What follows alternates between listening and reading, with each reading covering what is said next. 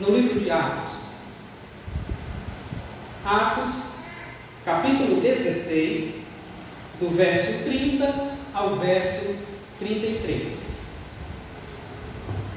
Atos, capítulo 16, do versículo 30 ao versículo 33. À medida que os irmãos encontrarem, coloquem-se de pé para que possamos lermos juntos a palavra do nosso Deus.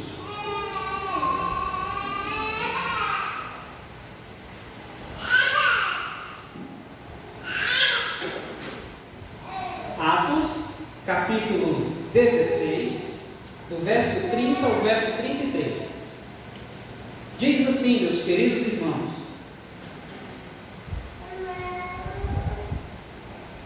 depois, trazendo-os para fora, disse: Senhores, que devo fazer para que seja salvo? Responderam-lhe: crê no Senhor Jesus e serás salvo, tu e a tua casa. E lhe pregaram a palavra de Deus e a todos os de sua casa. Naquela mesma hora da noite, cuidando deles, lavou-lhes os vergões dos açoites. A seguir, foi ele batizado e todos os seus. Até aí, meus amados, vamos orar ao Senhor mais uma vez. Nosso Deus, Pai amado, nós queremos pedir que o Senhor, pelo Teu Espírito, ministre a Tua palavra à vida da Tua igreja nessa noite. Senhor, que ela encontre lugar na mente, no coração de cada um, Senhor, que aqui nos ouve. Meu Pai, ministra o que necessitamos ouvir da parte do Senhor, e não aquilo que queremos, que o nosso ego quer ouvir. Mas dize-nos, Senhor, conforme a Tua palavra, o que necessitamos ouvir para refrigério, para renovação, para correção, para edificação na justiça, meu Senhor, para salvação, meu Deus, conforme lemos aqui nessa noite. O Senhor que salvou aquele carcereiro que horas antes havia açoitado o apóstolo Paulo, a Silas, mas após o Senhor tocar na sua vida, no seu coração, dando-lhe um novo nascimento, ele mudou de atitude para cima. Faz isso, Senhor, pois somente o Senhor tem poder para tal. Nós pedimos e oramos no santo nome de Jesus Cristo, nosso Senhor. Amém e amém, Senhor Jesus. Podemos assentar, amados irmãos. Glória a Deus. Meus amados irmãos, nós estamos diante de um texto da palavra de Deus que fala de um homem, apesar da Bíblia não dizer o seu nome, mas é aqui o personagem que se converte, que tem sua vida transformada mediante a ação do Senhor. O que está acontecendo, irmãos? Qual o contexto aqui de Atos, esses capítulos 15, 16, 17? O contexto aqui, meus queridos, é a segunda viagem missionária do apóstolo Paulo, ou liderada pelo apóstolo Paulo, que teve tantos parceiros de trabalho, que teve tantos amigos que o ajudavam na obra do Senhor. Muitas das vezes, irmãos, nós tendemos a sempre elogiar Paulo, a falar de Paulo, mas nós muitas das vezes nos esquecemos que ele teve amigos, que ele teve cooperadores que tanto o auxiliaram, não é? Timóteo, Tito, aqui vai falar de Silas. Nós vamos ter também Lucas, o que escreveu o Evangelho, o médico amado. Nós vamos ter aquele que discipulou o apóstolo Paulo, podemos assim dizer, Barnabé, e tantos outros irmãos, Apolo. Paulo não fez tudo sozinho, mas ele teve pessoas que o auxiliaram. E, meus amados, o contexto é a segunda viagem missionária. E aqui, meus amados irmãos, estão juntamente com o apóstolo Paulo, Silas, Timóteo, aqui ele escreve duas cartas, e o evangelista, Lucas. E quando eles param em uma cidade chamada Filipos, que inclusive tem um livro na Bíblia, uma carta, na verdade, com esse nome, Eles começam a evangelizar, a proclamar Jesus Cristo, o Messias, o Filho de Deus. E ali havia uma jovem adivinhadora que a liberta. Após eles pregarem a palavra e orarem por ela. E como aquela jovem que adivinhava algumas coisas não dava mais lucro aos seus senhores com o seu trabalho de adivinhação, estes senhores então levam os missionários aos pretores da cidade de Filipos. Os pretores é uma espécie de juiz da cidade. E meus amados irmãos, os pretores daquela cidade, os juízes, mandam açoitar e prender Paulo e Silas. Pastor, e Timóteo e Lucas, como é que ficaram? Eles não foram presos, eles foram reconhecidos como gentios e não foram presos. E lá pela meia-noite, os missionários, Paulo e Silas, presos, eles começam a louvar ao Senhor, a cantar ao Senhor, como fizemos nessa noite. E eles, meus amados irmãos, louvam, cantam ao Senhor, madrugada fora, eles oram, e como consequência, o Senhor envia um terremoto, e as portas das prisões, as cadeias ali daquela prisão começam a se romper, e muitos prisioneiros começam a fugir, a sair. Tudo isso está no texto anterior ao texto que nós lemos nessa noite, capítulo 16. E aí, meus amados irmãos, o carcereiro que estava dormindo, vendo aquilo acontecer, toma sua espada e pensou: todo mundo conseguiu arrumar as portas, estão indo embora, e a culpa é minha. E ele pensa, ele tem uma atitude ali, meus amados irmãos, que era dar cabo da própria vida, cometer suicídio. E aí onde entra nós, como servos de Deus? O que nós temos feito para aqueles que muitas das vezes querem tomar atitudes precipitadas? O apóstolo Paulo, meus amados irmãos, gritou bem alto e repreendeu aquele carcereiro, que era o responsável pela prisão, e disse: não faça nada com sua vida, todos nós permaneceremos aqui. Perceba que Paulo toma o controle da situação. E aquele carcereiro, ao ver que os presos obedecem ao que Paulo falava, ele não toma aquela atitude impensada, drástica. E ali, meus amados, ele corre em direção a Paulo e Silas e se prostra diante daqueles dois servos do Senhor e fala a eles. Depois o carcereiro conduz eles para fora. Perceba que Paulo e Silas haviam sido presos, por quê? Porque estavam fazendo a vontade de Deus, proclamando o Evangelho na cidade de Filipos, orando pelas pessoas. E aquela jovem que dava lucro aos seus senhores é liberta, que estava talvez sob uma possessão demoníaca. E eles são presos por causa disso. Eles não vão, meus amados irmãos, murmurar na cadeia, chorar, lamentar diante de Deus. Eles vão louvar o Senhor. Eles sabem a quem eles servem. Deus, por volta da meia-noite, diz o texto, envia um terremoto. Paulo e Silas e todo mundo ali tem as grades das prisões abertas. Quando muitos queriam fugir, Paulo dá ali um grito de autoridade dizendo: ninguém sai, permaneçam aqui. E todo mundo obedece. E o carcereiro, vendo aquilo, queridos, corre para os pés de Paulo e Silas, os agradece, abre e permite, coloca eles para fora daquela prisão. E aí chegamos justamente no verso 30. Acompanhe aí na sua Bíblia, verso 30. Depois, trazendo-os para fora, disse: senhores, que devo fazer para que seja salvo? Irmãos, por que esse homem fez essa pergunta? Como que ele sabia que Paulo e Silas eram pessoas que estavam ali trabalhando para Deus? O que aconteceu anteriormente mostra isso. Aquele carcereiro certamente sabia que eles haviam sido presos porque estavam proclamando a palavra de Deus na cidade de Filipos.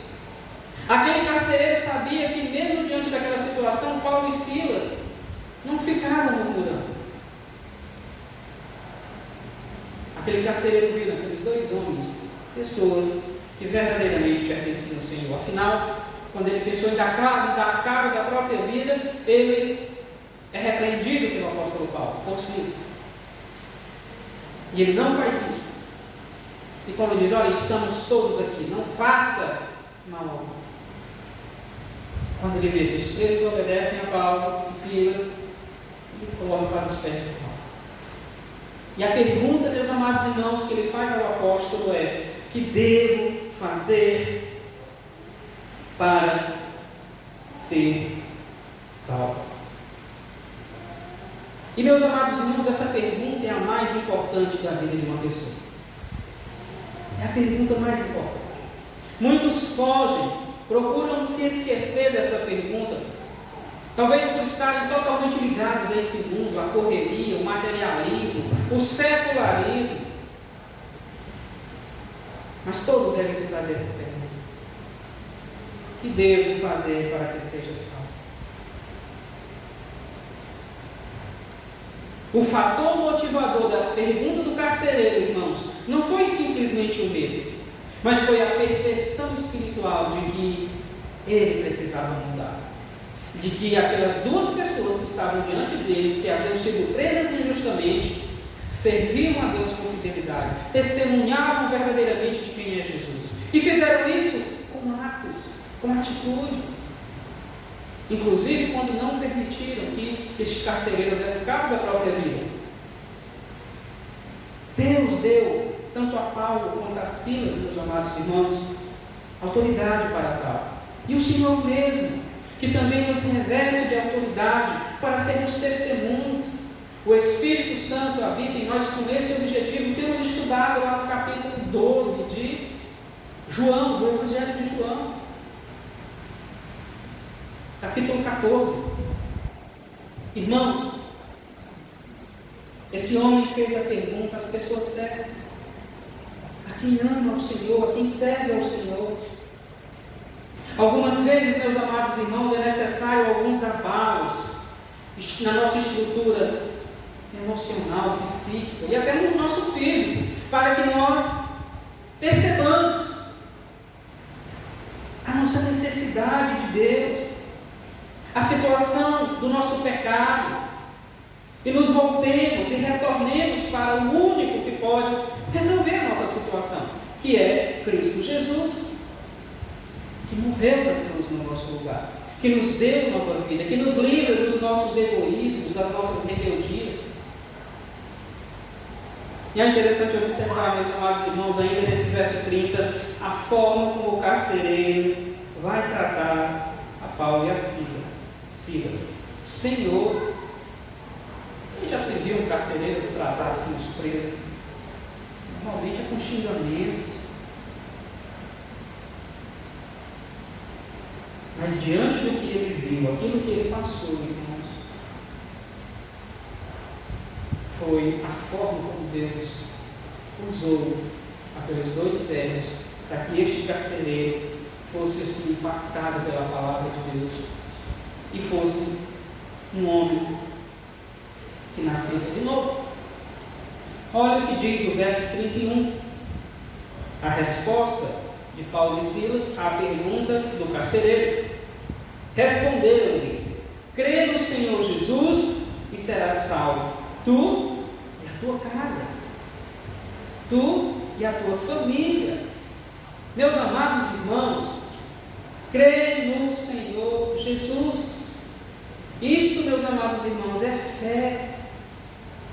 Não é a fé de que nós vamos conseguir algo pelo qual estamos lutando, não. Mas é a fé para a vida eterna. É a fé que somente Deus pode nos dar, o que chamamos de fé justificadora, que é operada pelo Espírito Santo no nosso interior, no nosso coração. Quando ouvimos a palavra de Deus e sendo por ela convencido do nosso pecado, da nossa miséria, da nossa incapacidade e das demais falhas, cremos, entendemos, aceitamos a verdade da promessa do Evangelho que nos é oferecido, que nos é anunciado.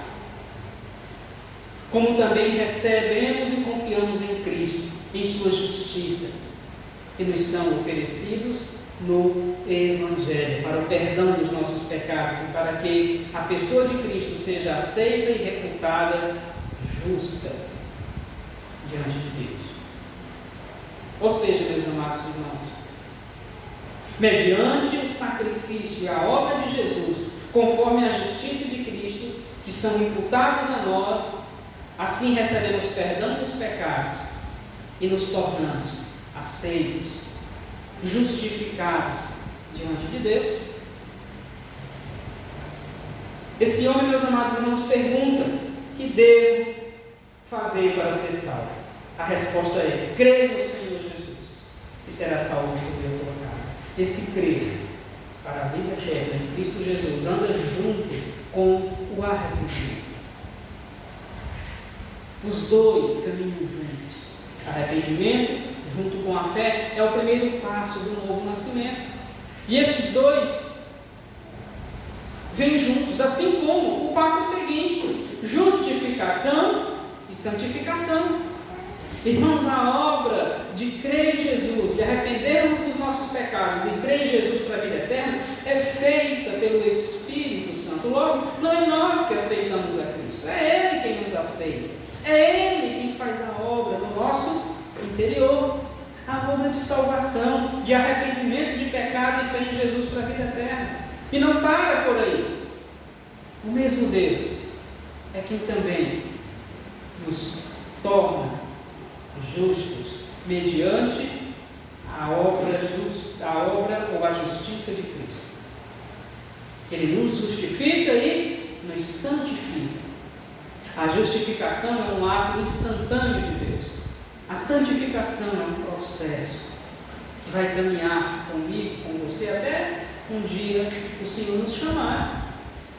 Mas a santidade, irmãos, é um processo crescente e não decrescente na vida do cristão. Fé e arrependimento, irmãos, para a salvação são operados unicamente pelo Espírito Santo no interior do homem, no interior da mulher, mediante a proclamação, o ensino, a pregação da palavra de Deus. E a consequente percepção pessoal que essa é a nossa maior necessidade. É uma obra do Senhor, irmãos. E aqui nós temos um homem que entendeu isso. Temos um carcereiro que se arrepende dos seus pecados. Irmãos, as consequências da salvação são aqui e agora. Um salvo teve seus pecados perdoados. Um salvo teve uma mudança de endereço da terra para o céu. Ele nasceu de novo em sua totalidade, ele foi regenerado. Ele vive neste mundo como um justificado. Ele anda em santidade de vida. E ainda que alguém busque desviá-lo, faça de tudo para atrapalhá-lo, ele sabe a quem serve. Quem nasceu de novo, meus amados irmãos, é alguém que está sendo transformado dia a cada dia na imagem de Cristo, cada vez mais se parecendo com o Senhor. Esse salvo é conhecido pelo fruto que ele produz, e não apenas pelo que ele diz ou pelo que dizem dele. Isso é alguém que nasceu de novo. Mas perceba, meus amados irmãos, que na resposta que é dada a esse carcereiro, crê no Senhor Jesus e será salvo, tu e a tua casa. A família daquele carcereiro teve um caminho aberto. Por quê? Porque eles também ouviram a palavra de Deus. Crê e será salvo. E outro tanto no caso da tua família. A salvação é pessoal, irmãos. Mas a nossa vida em casa, diante dos nossos familiares, não deixa de ser uma pregação de quem é Jesus. Não deixa de ser um ensino de quem é Jesus. Irmãos, a salvação efetuada na minha e na sua vida pelo nosso Deus e Pai, mediante a obra de Jesus, a ação do Espírito, ela também deve ser levada à nossa família. Creia no Senhor Jesus e será salvo tu e a tua casa. Nós temos testemunhado de quem realmente é Jesus Cristo na nossa casa? A nossa vida aponta para Jesus dentro do nosso lar? Nós temos, meus amados irmãos, colocado em oração os nossos familiares que ainda não servem ao Senhor? Porque o que a palavra de Deus diz é: crê no Senhor Jesus e serás salvo, tu e a tua casa. Verso 32 continua: e me pregaram a palavra de Deus, e a todos os de sua casa. Irmãos, além do carcereiro, a família, os servos dele, todos ouviram a palavra, e não apenas isso, compreenderam, guardaram, creram no Evangelho. Sabe o que isso nos ensina, meus amados irmãos? Que cabe a nós, como Igreja de Cristo, pregar o Evangelho. O Evangelho puro, simples, sem enfeitá-lo, sem procurar melhorá-lo, para adaptá-lo à nossa cultura, para adaptá-lo aos ouvintes modernos. Não! A verdade, irmãos, é como está aqui. Sejamos fiéis ao proclamar a palavra. O que o verso 32 diz é: e lhes pregaram a palavra de Deus, àquele carcereiro e a toda a sua casa. É para isso que Deus nos chamou. É para isso que Deus chamou a igreja, para que preguemos fielmente a palavra. O apóstolo Pedro nos diz, meus amados irmãos, na primeira carta, capítulo 1, verso 12, que até os anjos anelam, estão interessados em pregar o Evangelho, na redenção final. Mas essa missão é da igreja, é nossa, e nós pregamos o Evangelho com o nosso testemunho também, inclusive para os da nossa casa. Objetive a salvação dos seus familiares, ore por isso, testemunhe de Jesus por isso.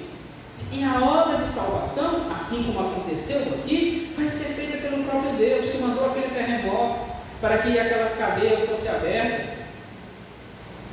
E o guarda, numa atitude ali, talvez despertando do seu sono, pensando que todo mundo estava arrebentando tudo para ir embora daquela prisão, ia dar cabo da sua vida, afinal a responsabilidade de guardar os presos era dele. Quando o apóstolo Paulo brada: não te faças mal, estamos todos aqui. Quem fez aquele terremoto? Foi Paulo? Foi o carcereiro? Foi o Império Romano? Não, foi o Senhor. Foi o Senhor que operou a salvação.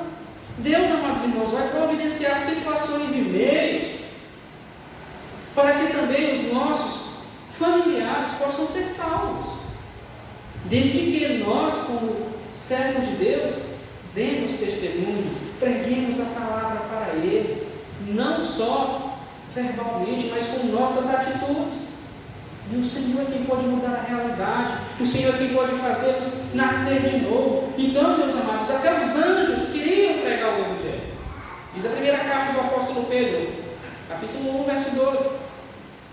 Mas essa missão, Jesus deu para a igreja: ide por todo mundo, pregai o Evangelho a toda criatura. Quem crer e for batizado será salvo, quem não crer será condenado. Irmãos, uma característica do livro de Atos é enfatizar a pregação da palavra, o anúncio do Evangelho. Na grande comissão, o próprio Cristo enfatizou evangelizar e ensinar a palavra de Deus. É para isso que Deus chamou a igreja. Foi isso que Paulo, Silas, Timóteo e Lucas fizeram na segunda viagem missionária, e não apenas em Filipos.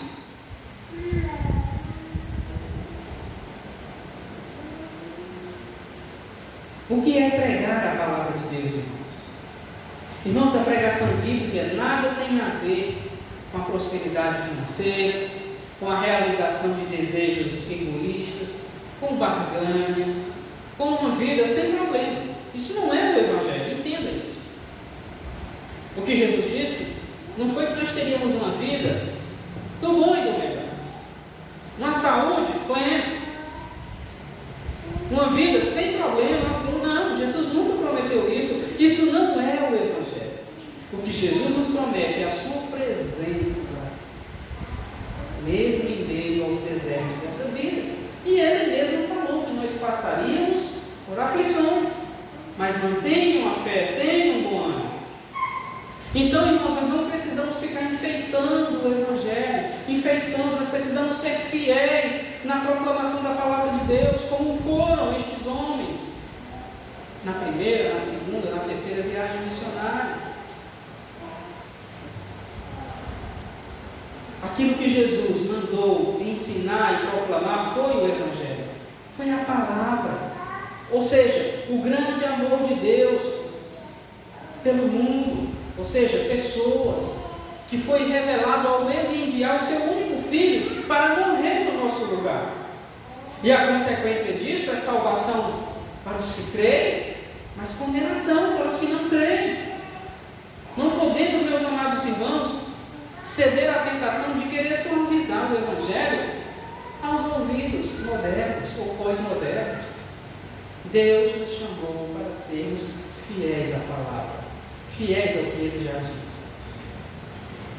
Aliás, um dos legados da Reforma Protestante foi trazer o livre exame das Escrituras, mas não a livre interpretação.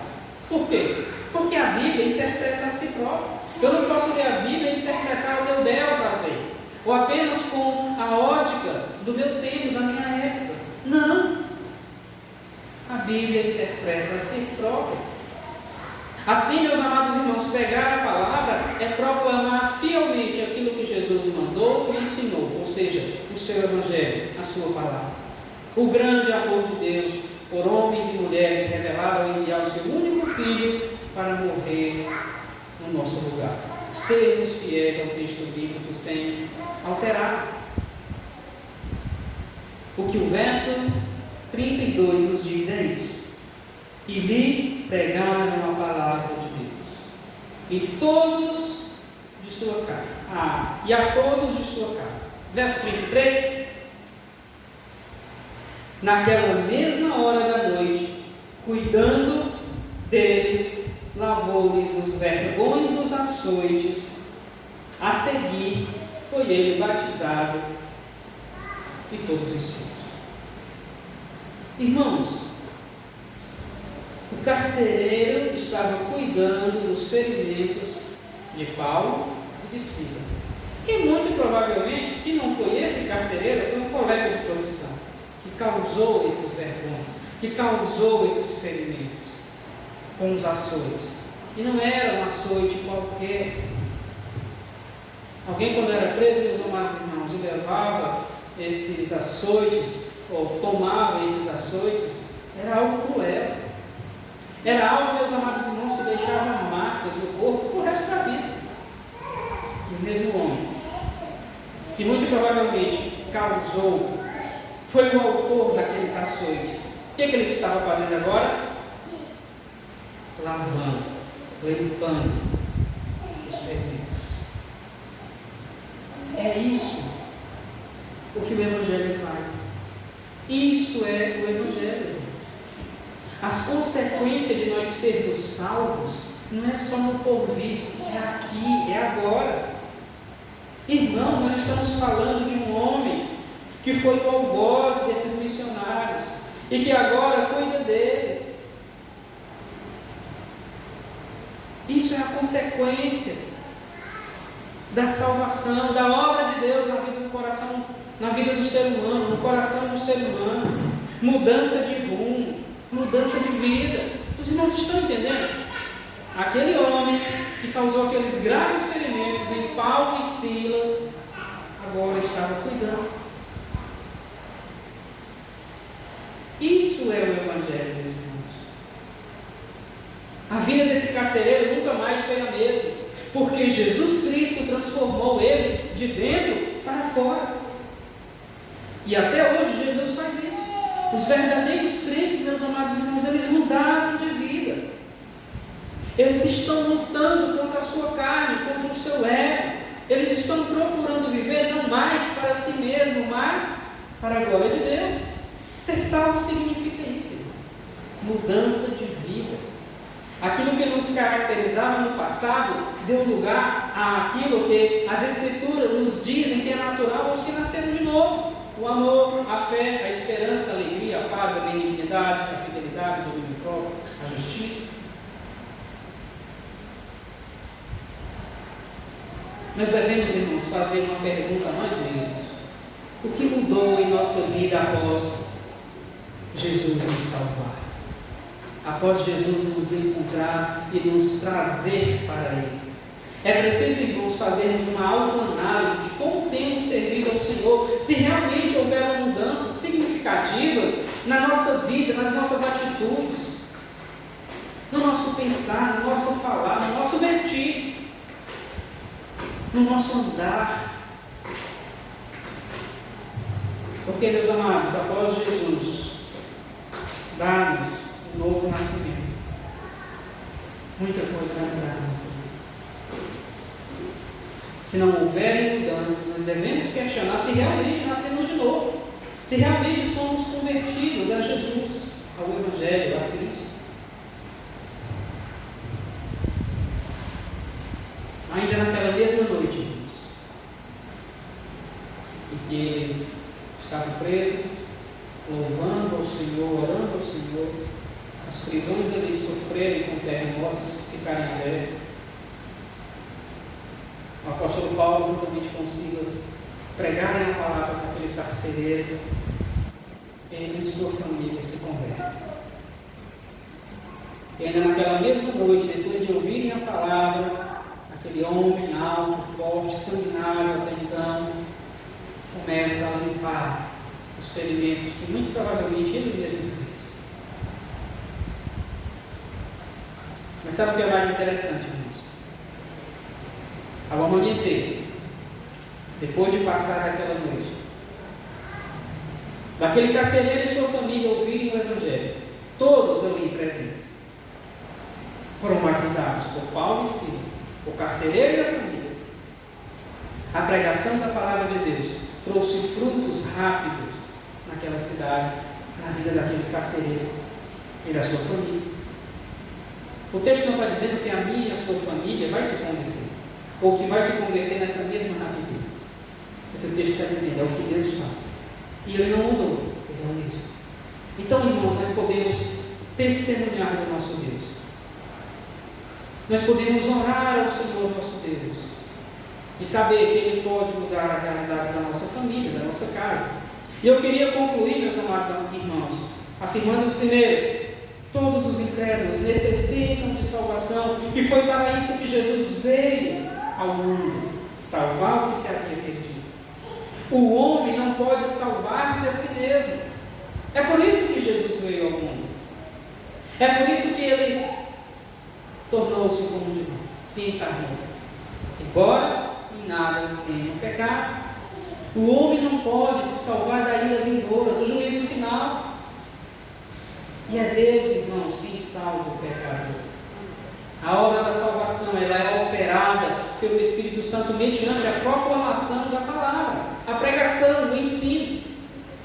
Ninguém é salvo por obras. É somente pela graça, mediante a fé.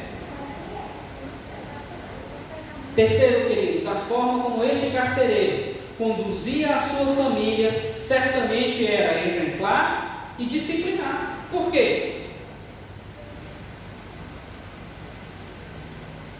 Porque ele e toda a sua casa entenderam a palavra.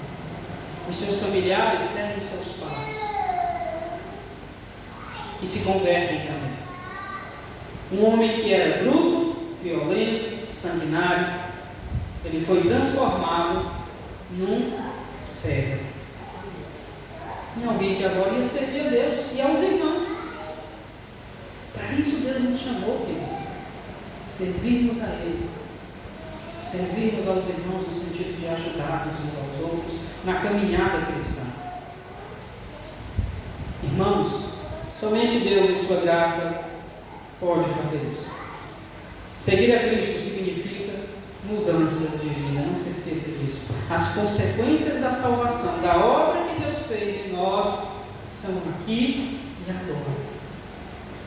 Amém? Amém. Convido toda a igreja a se colocar de pé para que possamos orar ao Senhor nesta noite.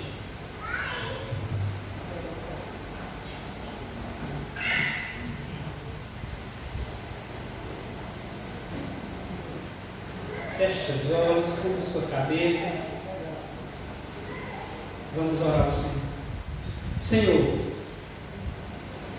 aplica a palavra que agora foi proclamada ao coração e ao entendimento do teu povo. Que cada um de nós, ao sairmos daqui para a nossa casa, possamos refletir sobre a obra da salvação, sobre o que o Senhor fez por nós. Nos ajuda, Senhor, a mudar o que necessita ser mudado em nossa vida. Espírito Santo, que o Senhor possa moldar-nos a cada dia à tua vontade, ao teu querer, a sermos discípulos, testemunhas de Jesus Cristo, independente de onde estivermos, inclusive dentro da nossa casa. Senhor, no nome de Jesus, perdoa-nos os pecados e nos ajude a viver para Ti, para a Tua glória e para a Tua honra. Que esta palavra penetre cada coração, cada mente, Senhor, que nos ouve. No santo nome de Jesus, que o Senhor faça a obra de salvação nos corações que ainda não pertencem ao Senhor. Nós oramos, nós agradecemos ao Senhor, no nome de Jesus Cristo. Assim agradecemos, assim pedimos, meu Pai. Amém e amém, Jesus.